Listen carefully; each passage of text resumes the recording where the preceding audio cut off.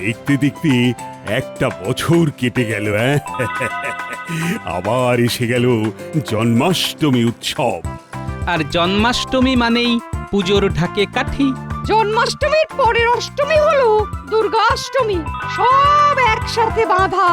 মহারাজ, আজ এত গুরুত্বপূর্ণ আলোচনা হচ্ছে, এর মধ্যে মন্ত্রী মশাই গেলেন কোথায়? মন্ত্রী তো ছুটি নিয়ে শ্বশুর বাড়ি গেছে, ফিরে আসবে কালকে। শ্রীকৃষ্ণের জন্মদিনে আমার রাজ্যে কেউ অভুক্ত থাকবে না। গোপাল, সবার নিমন্ত্রণ, তোমাদের সবাইকে দায়িত্ব নিতে হবে। আর মেয়ে জামাইকেও আসতে বলো, সবাই এলে তবেই না উৎসব জমে। ঠিক আছে মহারাজ।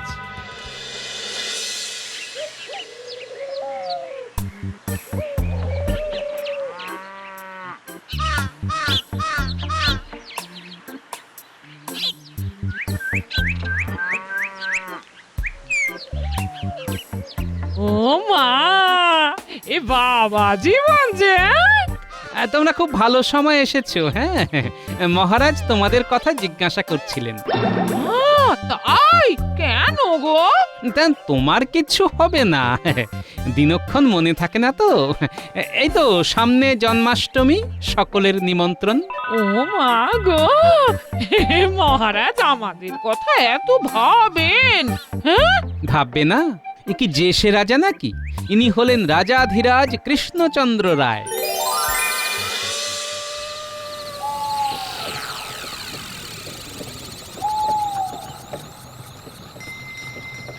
আর এরকম গদাই লস্করি চালে চললে হবে না।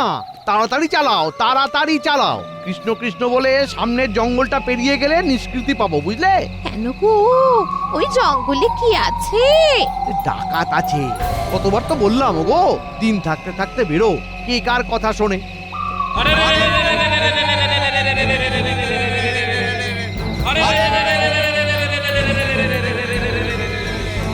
ওই আসছে। হে ঈশ্বর, রক্ষা করো গো, রক্ষা করো। ও মা, ডাকাত আসছে! এবার কি হবে, কি হবে? আমার তো সব গয়না নিয়ে নেবে গো মা।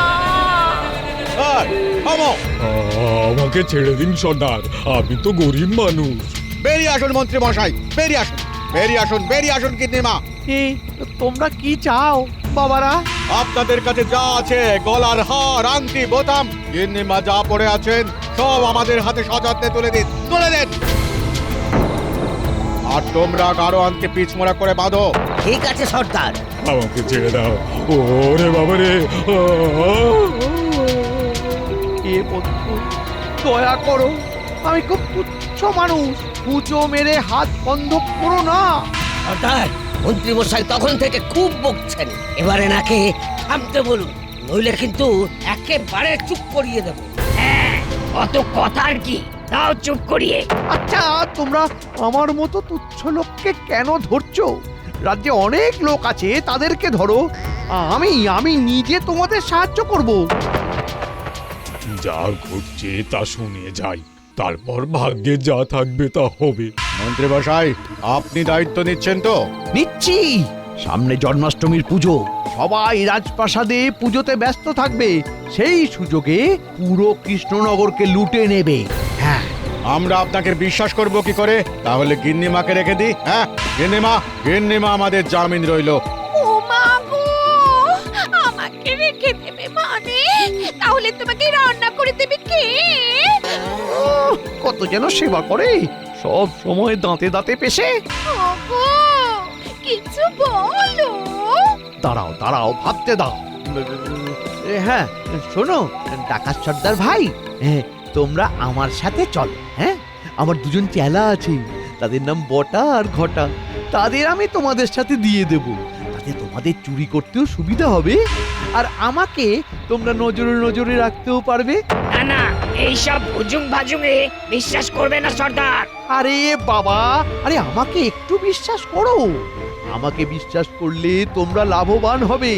ষড়যন্ত্র করি যদি সিংহাসনটা পাই, তাহলে কথা দিলাম তোমাদের ডাকাতির ওপর আমার আর কোনো বারণ থাকবে না।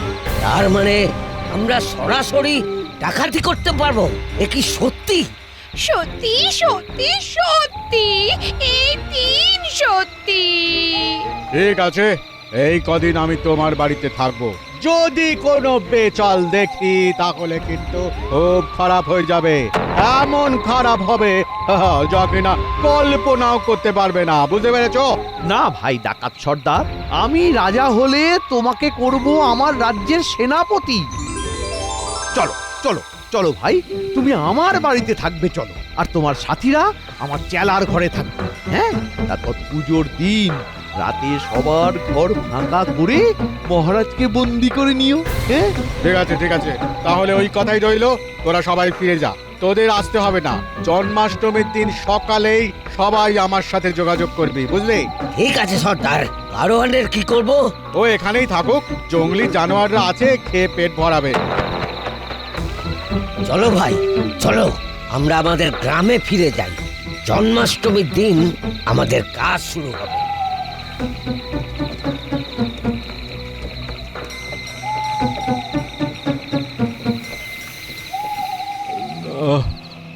না, আমার তো মরলে চলবে না, আমাকে আমাকে বাঁচতেই হবে। হে ভগবান, হে কৃষ্ণ, আমাকে শক্তি দাও। কি ওটা? কি ওটা চকচক করছে? যাই তো গিয়ে দেখি। একটা কাঁচের টুকরো, এই কাঁচের টুকরোটাতে দড়িটা ঘষি।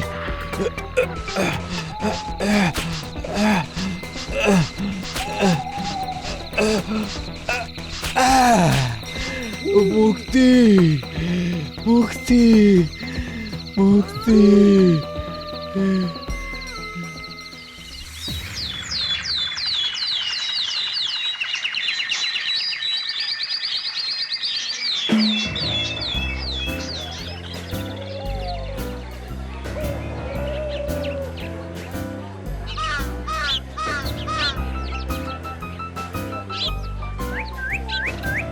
আরে মন্ত্রী মশাই যে কখন ফিরলেন? সাথে ইনি কিনি? সকালে গোপাল, একে বলে ভাঙা কপাল। মানে ইনি আমার ভাই। আপনার ভাই? তা আপনার ভাই কবে থেকে এলো? কোনোদিন তো শুনিনি। আগে শোনোনি তো কি হয়েছে, এখন শুনে নিয়েছো? আমি হলাম তোমাদের মন্ত্রী মশাইয়ের মাস্তুতো ভাই। ও বাবা, মাস্তুতো ভাই তো চুরি চুরি হয়। কিছু বললে নাকি? আমার জামাই যেটা বলেছে সেটা না শোনাই ভালো। তারপর মন্ত্রী মশাই কি চুনো? আমি কেন চুনো হতে যাব? চুনো তুমি। আরে আপনার মনটা বড় পেঁচালো মন্ত্রী মশাই। বলছি মাছের কথা, আর আপনি কোথায় চলে গেলেন? আমি তো চুনো মাছই নেব। আর আমি গলদা।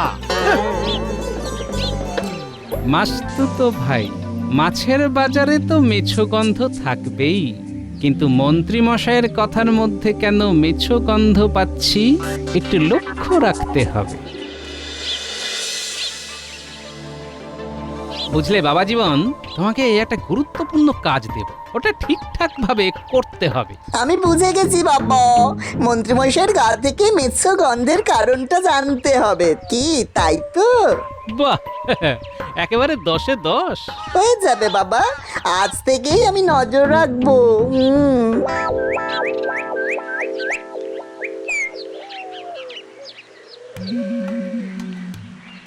মন্ত্রী মশাই, আমি সকালবেলা দুটো খেয়ে বেরিয়ে যাব, আবার আপনি যখন রাজসভা থেকে ফিরবেন তখন চলে আসব। আমার দলবলকে দেখে আসতে হবে তো। কিন্তু একটা কথা, কোন রকম চালাকি করলে মহারাজকে সব বলে দেব। না না, বলার কোনো প্রশ্নই নেই। আমাকে কি বিশ্বাস করতে পারছো না? না না না, সে কি, আপনার মতো মাননি লোকের ওপর কখনো বিশ্বাস হারাতে পারি? চল চল, মিলে মিশে কাজ করব, আপনিও লাভ পাবেন আমিও পাবো, ঠিক কি না? হ্যাঁ ঠিক। কি হে মন্ত্রী, কাল রাতে কখন ফিরলে? মধ্যরাতে ফিরেছি মহারাজ। সাথে মাস্তুতো ভাইকে নিয়ে। মানে মাস্তুতো ভাই? হ্যাঁ, তোমার আবার মাস্তুতো ভাইও আছে নাকি? এই গোপালকে নিয়ে তো আর পারা যায় না। খালি কাঠি করার জন্য বসে আছে। হ্যাঁ, আছে তো।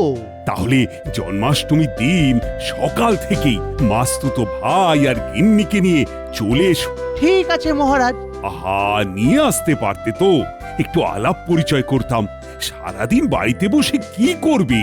মন্ত্রীমশাই পড়েছেন বড়ই সমস্যায়। মাস্তুতো ভাই এখন কোথায়?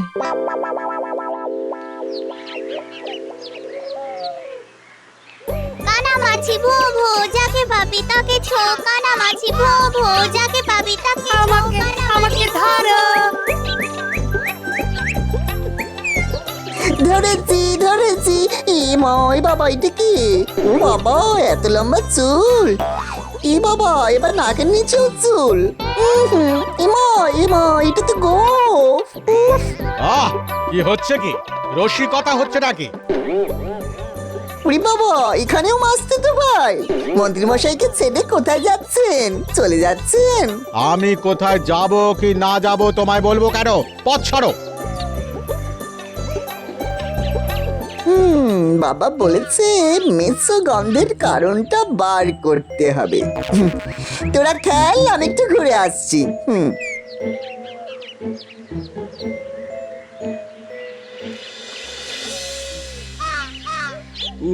কতক্ষণ ধরে হাঁটছি, খুব ক্লান্ত লাগছে। ওই তো একটা পুকুর দেখা যাচ্ছে।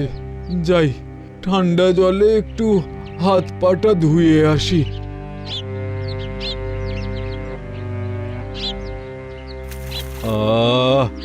জলে পা দিতেই সারা শরীর ঠান্ডা হয়ে গেল।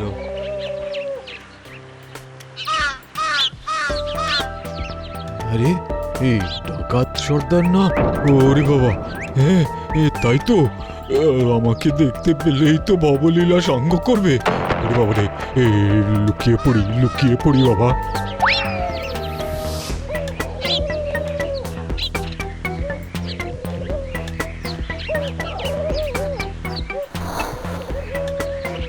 বাপরে, খুব বাঁচা বেঁচে গেছি।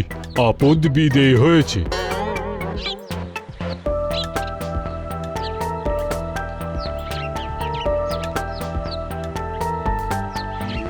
আবার কি? এই রে, রাস্তাটা তো দুদিকে ভাগ হয়ে গেছে। মাস্তুতো ভাই কোন রাস্তায় গেল? ওই লোকটাকেই জিজ্ঞাসা করি। ওহে ভাই, মাস্তুতো ভাইকে দেখেছো? একটু আগে এখান থেকে গেল। ও, আপনি ডাকাত সর্দারের কথা জিজ্ঞেস করছেন? এই যে একটু আগে এদিক দিয়ে গেল। ডাকাত সর্দার? হ্যাঁ, ডাকাত সর্দার। বাবা রে, কাল রাতে ঠাকুরের দয়াতে বেঁচে গেছি। ও, তার মানে মন্ত্রী মশাই একটা ডাকাত সর্দারকে নিয়ে এসেছেন। ও বাবা! আচ্ছা, তাহলে এই ব্যাপার বুঝলাম। গিন্নি, আমাদের গাড়োয়ান ভাইকে একটু পেট ভরে খেতে দাও। বেচারি কাল সারা রাত থেকে অভুক্ত। আমি এক্ষুনি নিয়ে আসছি। আয় মিনু মা। আসছি মা। জন্মাষ্টমীর দিন তাহলে আর কোনো অঘটন ঘটবে না। আমার যে কি দুশ্চিন্তা হচ্ছিল। ভাবছো কেন? ঈশ্বর তার নিজের কাজ ঠিক করিয়ে নেন, কাউকে না কাউকে ঠিক পাঠিয়ে দেন। এই যেমন তুমি এসেছো, এবার বাকি কাজটা আমার। পালের গোদাকে ধরতে হবে। এক্ষুনি গিয়ে মহারাজকে বলে দিন। না না, আমাদের মন্ত্রী মশাইকে বামাল সমেত ধরতে হবে। কিরে, হাঁপাচ্ছিস কেন? আরে, ওই যে দাদা বাবু, তুমি যাকে কান্নামাছি খেলার সময় ধরেছিলে, সেই মাস্তুতো ভাইকে আবার দেখলাম। কোথায় দেখলি? যে পথ দিয়ে যাচ্ছিল সেই পথ দিয়েই ফিরছিল। তোরা এত রাত পর্যন্ত বাইরে কি করছিস? পণ্ডিত মশাইয়ের কাছ থেকে ফিরছিলাম। জানো দাদা বাবু, আমি ওই লোকটার পিছু নিয়েছিলাম। তারপর দেখি ওই তোমার মাস্তুতো ভাই সোজা মন্ত্রী মশাইয়ের বাড়িতে গেলেন। ব্যাস, দুয়ে দুয়ে চার। আমাদের হাতে সব অস্ত্র এসে গেছে, এবার শুধু খেলিয়ে তুলতে হবে। এই নাও গো কাকা, মুড়ি আর নারকোল। রাতে ভাত আর মাছের ঝোল। হ্যাঁ, দাও দাও দাও, আমার খুব খিদে পেয়েছে গো।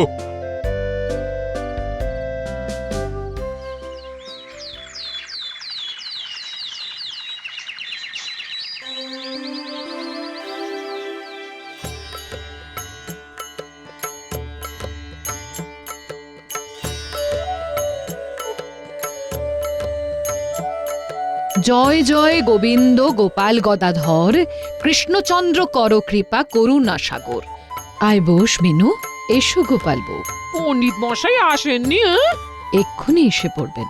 এই মিনু মা, এই ডালাটা রেখে দে। হ্যাঁ,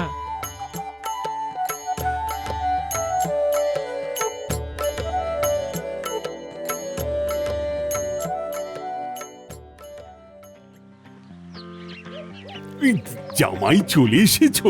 বাহ বাহ বাহ, তা তোমার শ্বশুর মশাই কোথায়? উনি একটু কাজে আটকে আছেন, এসে পড়বেন। আরে মহারাজের বাড়ির পুজোর থেকেও জরুরি কাজ আছে নাকি? হঠাৎ করে আমার শ্বশুর মশাইয়ের মাস্তুতো ভাই চলে এসেছে, কারণ আমার কি একটা বিপদ হয়েছে। যা বাবা, গোপালেরও আবার মাস্তুতো ভাই আছে নাকি? জানতাম না তো। মন্ত্রীরও মাস্তুতো ভাই, গোপালেরও মাস্তুতো ভাই।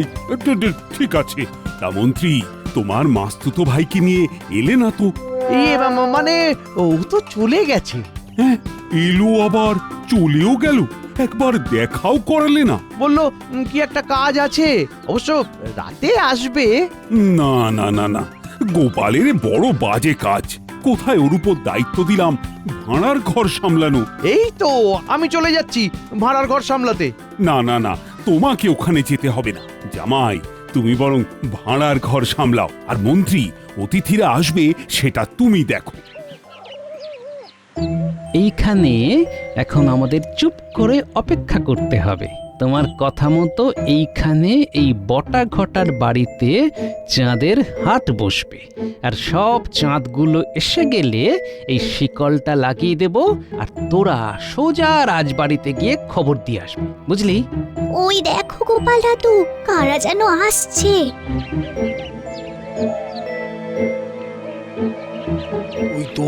ওই তো ডাকাত সর্দার আর তার দলবল। ওই তো মাস্তুতো ভাই। হ্যাঁ, চোরে চোরে।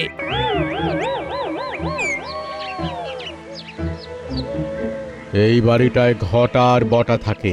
মন্ত্রী মশাই সেদিন আমাকে আলাপ করে দিয়েছিলেন, আজ দিনের বেলা এখানে অপেক্ষা করব। ঘটা বাবু, বটা বাবু, আমরা এসে গেছি। এসে গেছেন? বা বাবা, চলে আসুন।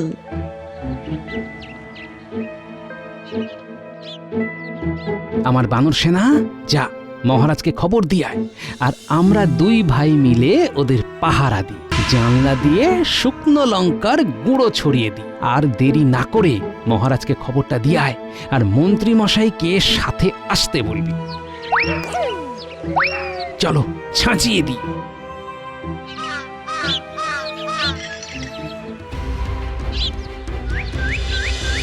এখনো গোপালের পাত্তা নেই।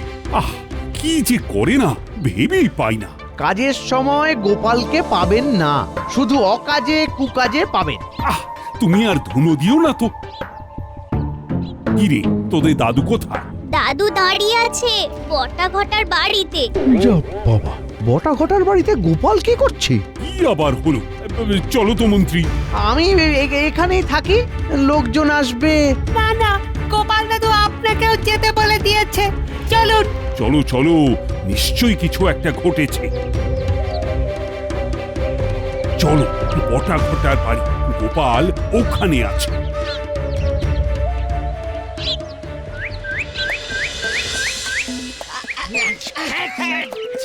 ওরে ভাই, ওরে বাবা রে। খুব ইচ্ছে ছিল, শ্রীকৃষ্ণের জন্মদিনে তোমরা কৃষ্ণনগরের ক্ষতি করবে। তোমরা বুঝলে না যে রাজ্যের নাম কৃষ্ণনগর, সেই রাজ্যের ক্ষতি তোমরা করবে। তোমাদের এত স্পর্ধা। আমাদের আমাদের আমাদের ঘাট হয়েছে। আমাদের আমাদের ছেড়ে না। আমরা বলেছিলাম সর্দার।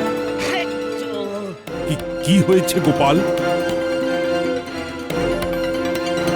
সেনাপতি, তুমি এবার এই ঘর খুলে সবাইকে নিয়ে বাইরে এসো। মন্ত্রী মশাই, একে চিনতে পারছেন?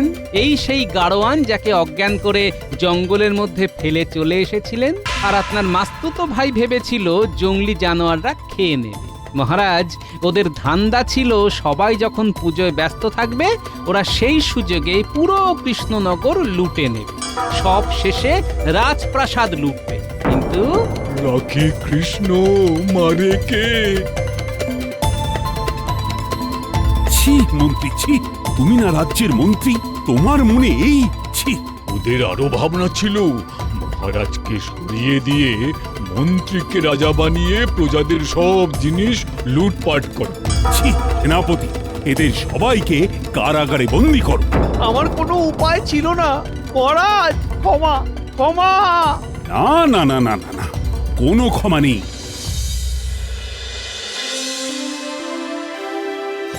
পুজো শেষ, এবার ভোগ বিতরণ। চলো চলো সবাই প্রভুর ভোগ গ্রহণ করি। জয় শ্রীকৃষ্ণের জয়।